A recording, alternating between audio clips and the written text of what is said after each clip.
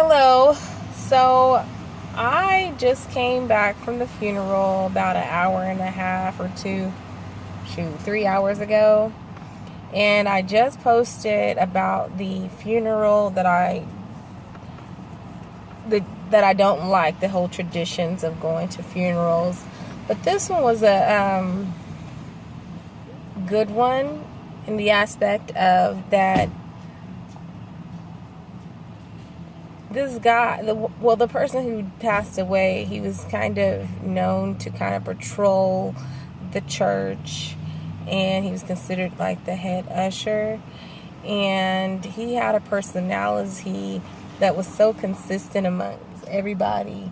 And if you understand, like, having someone that's policing can kind of seem like they're getting caught up on the little things, but it takes getting caught up on the little things to make the whole thing work right. But he never really let down, and it's just funny, like, in hindsight. Of course, everything's 2020, and it looks like everything is good, really. But I remember the story that I didn't tell at the funeral that everyone pretty much said is that, I like to have my coffee. Church starts at 9:45. If I'm going to get up and get there, I want to have something to, spurs me up. So I don't always get coffee. I also get green tea. Well, I would come in, and this was just on Mother's Day, and I'm thinking, I'm a mother. Can I get a little slack on Mother's Day? No. I come with my cup of coffee, and he's like, he'll go out of his way to just stop you with your cup of coffee, so you are not going into that sanctuary with this cup of coffee. Anyway, that's what I knew of him, and everyone there had a story that spoke to the specific interaction that you had with this individual. God bless his soul. And anyway, I'm good through the whole service. It wasn't like I didn't feel that emotional teary pool. I did feel that, just seeing someone's life, at the end of I don't know funerals, but at the end of this particular funeral, there was like a slideshow, and that kind of gets you. And depending on who sings and how they hold that note, it'll get you too. So, but I didn't feel that feeling. Now,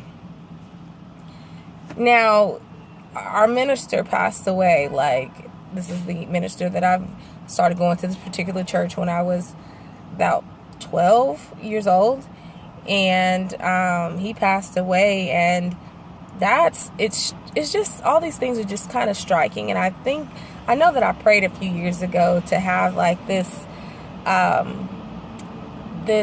feeling where nothing takes me too far to the left or too far to the right. And interestingly enough, I don't want to pray on it like, it's like, or assume that, I don't feel any pain, but I do believe God has placed on my heart a way to deal with things where I don't really, so far, I don't get too intensely mad or too intensely sad I'm somewhere in the middle, which I think it's a great thing. But I just feel like with the minister, it's just going to be a different air, but I don't know. So we'll see. I still don't like the box style. I thought I was going to avoid it. I thought I was going to avoid the whole, going by and viewing the body. Just not so cool.